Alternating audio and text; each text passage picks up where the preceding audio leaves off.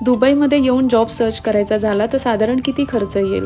तर चला सांगते. तर नमस्कार मंडळी, मी पूजा आणि सध्या मी जॉबसाठी असते अबुधाबीमध्ये. तुमचं प्रोफेशन कोणतंही असू द्या, तुमचं डॉक्युमेंट क्लिअर असतील आणि जर तुम्ही इकडे येऊन जॉब सर्च करत असाल तर 90% चान्सेस असतात की तुम्हाला लवकरात लवकर जॉब मिळेल.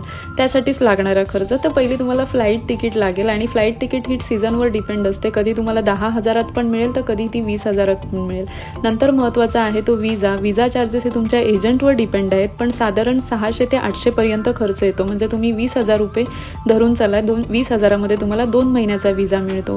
त्यानंतर अगदीच आपण कमीत कमी राहण्याची सोय पाहिली तर ती आहे म्हणजे बेड स्पेस, आणि तुम्हाला 500 ते 600 दिरांपासून स्टार्टिंग आहे राहण्यासाठी.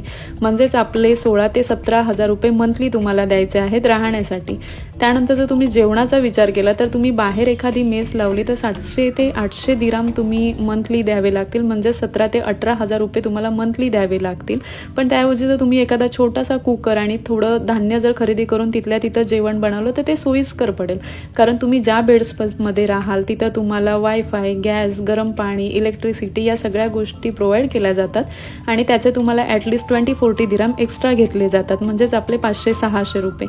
त्यानंतर तुम्ही जर बाहेर जॉबसाठी पडत असाल तर तुमचं ट्रॅव्हलिंग, बस कार्ड वगैरे ह्या सगळ्या गोष्टी आहेत ते 400 ते 500 दिराम मंथली लागतील. म्हणजेच 10 ते 12,000 रुपये मंथली. तर मला असं वाटते तुम्ही अगदी पूर्ण जर 2 महिन्याचा जर खर्च बघून येत असाल इकडे तर ॲटलिस्ट तुम्हाला 1 लाख ते 1.5 लाख रुपयापर्यंत खर्च येऊ शकतो. आता हे काही गोष्टी तुमच्यावर डिपेंड आहे, तुम्ही किती अगदी कमीत कमी खर्चात सगळं भागवता इकडे आल्या.